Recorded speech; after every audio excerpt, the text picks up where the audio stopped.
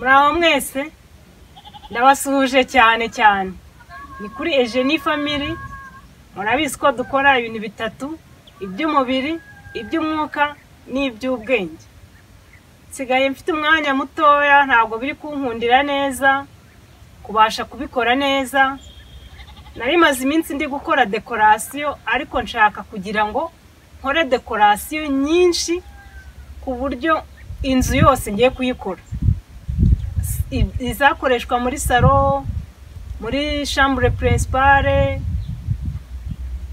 mu cyumba cy'abashyitsi, mu gikoni, ibintu byose byibura nkagira nka pere 2 cyangwa 3, ku buryo nzagenda mbikusanya nkaza kubereka nabirangije nateguye ukuntu ibigendanye ukuntu bizaba bimeze. Nukuvuga ngo rero ubu ngubu abantu bajyaga bakunda igikoni, baye babyihanganiye. Igikoni nzakigarukaho, ari igihe nshaka kujya nyuzamo nkaba nakora ikintu wenda nari ngiye guteka, ariko nshaka kubanza kurangiza dekoro, kugenda nkora kamwe ntago byazarangira. Nshaka rero gukora nawe ukareba ukavuga uti saro iteguye gutya, hari ibi n'ibi. Ndibwira ko abantu bagiye gukora ubukwe ahubwo hari igihe muzanshaka mukangurira. Murakoze cyane rero, mukanya tugiye gutangira. Ndabereka umutako ngiye gukora nk'uko bisanzwe, ngenda nkora ama design atandukanye, kandi nzagenda nkoresha n'ibikoresho bitandukanye kuko nifuza gukora ibintu bijyananye. Murakoze naho mukanya. Mwabonye umutako ukuntu ushimishije cyane.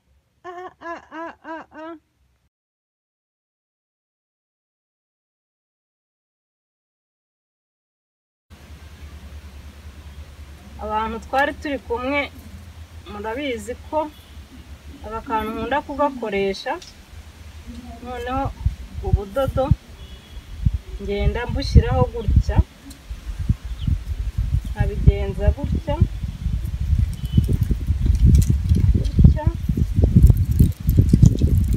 uri kubibona neza ukuntu biri kujyaho gutya.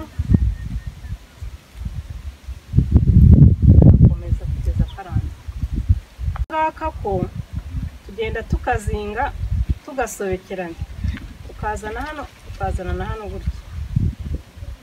gutya. Muri kubona ukuntu hano hameze. Turakomeza mpaka karangiye. Murabibona ko karangiye, na kano karangiye. Turaza kubikoreshanya, ariko turabikora nyuma. Ngiye gukora kandi. Twageze ku kandi gashyashya.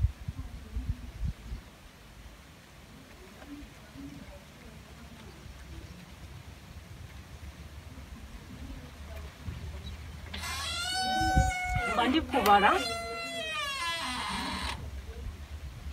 umubare nashakaga. Iyo urangiye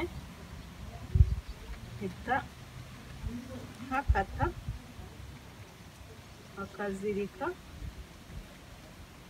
Iyo maze kukazirika ndagatunganya neza, akagaragaza nagatunganije. Uradukata tuno, hano ugakata,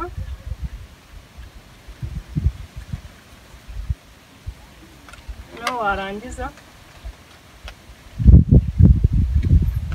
ukagenda udushyira ku murongo turinganiza. Tugiye gukora ka kantu k'akazeru twakoze ubushize. Abatarabikurikiye nta kibazo, buraba ari ubwa mbere mubirebye, ntago ari akantu kagoranye. Ushobora gukoresha n'ikaramu y'igiti, ni nayo nziza, uko ngiye nkoresha icyo mfite hafi. Bagakomeza ku buryo ushyiramo urugero wumva ushaka nyine. Ushaka ukagira kanini ukagira kanini, washaka ukagira gatoya ukakagira gatoya. Yewe kanje rero ngiye kukagarukiriza hano, hanyuma ngafunge neza. Ndakuramo ikaramu. Nimara gukuramo ikaramu, fata aka kantu kugira ngo katagenda, aka kadodo ngacengezemo hano, hazirike ngafunge neza. Urabona ko hagize gutya, ndongera funge uburyo gafungika neza.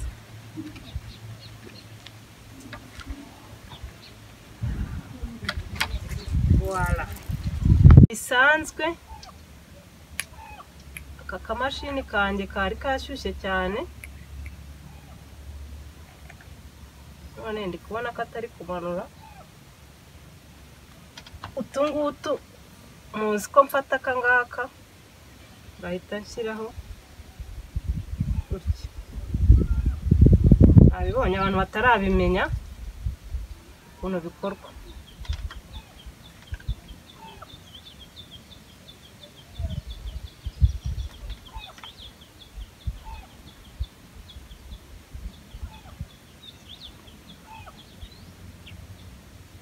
Muri kubibona, turakomeza n'ibindi byose niko turi bugende tubikora.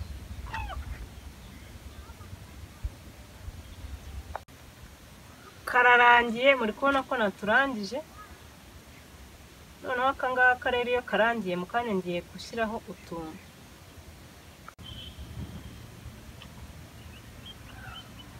Ngiye gushyiramo udusaro.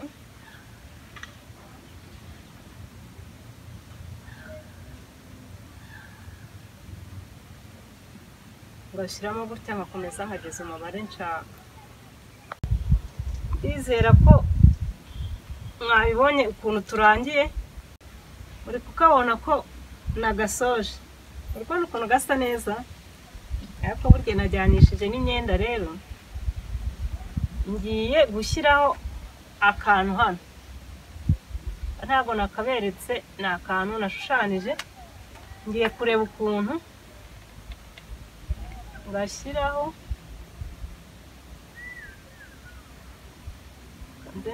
ka kamashini kanjye, n'ubundi niko n'ibindi kabyometse.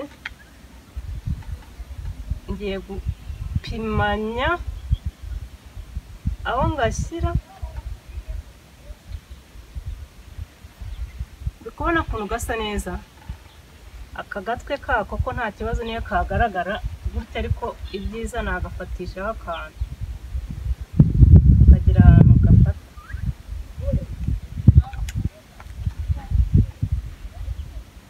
Voilà, hano hari kubura akantu ndi bumanike ku nzu. Murakoze cyane rero, bye bye.